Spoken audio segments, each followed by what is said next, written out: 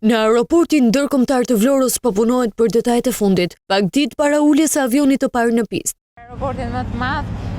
Zëvendës kryeministre njëherë është ministre e infrastrukturës dhe energjisë Belinda Balluku. Gjatë inspektimeve atje theksoi se brenda sezonit veror do të ketë fluturime zyrtare. Para se të fillojmë testet, të cilat do të kryhen në datë 8 maj me uljen e avionit të parë, edhe të gjithë proceset që do të bëjmë gjatë asaj dite, dhe më pas me nisjen e certifikimit për të pasur brenda sezonit veror uljet zyrtare, pra operacionet zyrtare në këtë aeroport. Aeroporti i Vlorës pritet të presë një kapacitet vizitorësh prej 4.5 milion pasagjerësh. Duke arritur kështu në 17.000 metra katror terminal, i cili do të jetë akomodues për një numër rreth 4.5 milion pasagjerë. Fluturimet me mallra dhe Akademia e Aviacionit Civil janë risit në këtë aeroport sipas Ballukut. Parashikohet që nga ky aeroport mos të kryen vetëm fluturime me pasagjerë, por edhe fluturime me mallra, një tjetër pjesë e re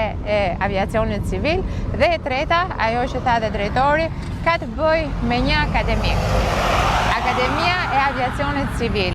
Zëvendës kryeministri ashtoi se aeroporti i Vlorës do të funksionojë me mbi 3 modele biznesi: aviacion civil, mirëmbajtje avionëve dhe një kargo i mirëfillt.